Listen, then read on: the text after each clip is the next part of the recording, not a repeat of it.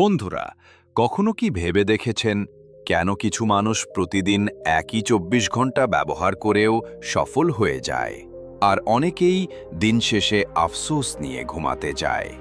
আজ আমি আপনাকে শোনাবো এক তরুণের গল্প, যে নিজের দৈনন্দিন রুটিন বদলে জীবনে সফলতার পথে এগিয়ে গেল।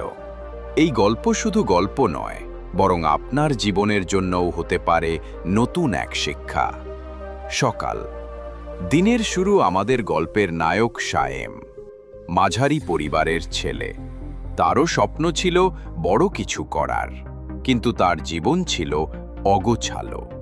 রাত জেগে সিরিজ দেখা, সকাল 10টায় ঘুম থেকে ওঠা, আর সারাদিন সময় নষ্ট করে দিন শেষে আফসোস করা, এটাই ছিল তার রুটিন। একদিন সে শুনল একটা কথা, সকালের প্রথম 1 ঘন্টা আপনার জীবনের দিক নির্ধারণ করে। সেদিন থেকেই সায়েম ঠিক করল এবার জীবন বদলাবে। সে ভোর 5টায় ঘুম থেকে ওঠা শুরু করল। প্রথম 15 মিনিট মেডিটেশন, তারপর 30 মিনিট ব্যায়াম, আর 20 মিনিট বই পড়া। শুরুতে কষ্ট হচ্ছিল, কিন্তু 1 সপ্তাহের মধ্যেই সে বুঝল তার মন পরিষ্কার হচ্ছে, এনার্জি বাড়ছে, আর দিনটা কাটছে ফোকাসডভাবে। দুপুর। কাজে ফোকাসড থাকা। আগে যেখানে ফেসবুক স্ক্রল করতে করতে ঘন্টার পর ঘন্টা নষ্ট হতো, এখন সায়েম প্রতিদিনের জন্য একটি টু ডু লিস্ট বানাতো। সে শিখল সবচেয়ে গুরুত্বপূর্ণ কাজটা আগে শেষ করো, বাকিগুলো পরে আসুক। এভাবেই সে তার অনলাইন ব্যবসার জন্য প্রতিদিন 3 থেকে 4 ঘন্টা নিরবচ্ছিন্ন সময় দিতে শুরু করল।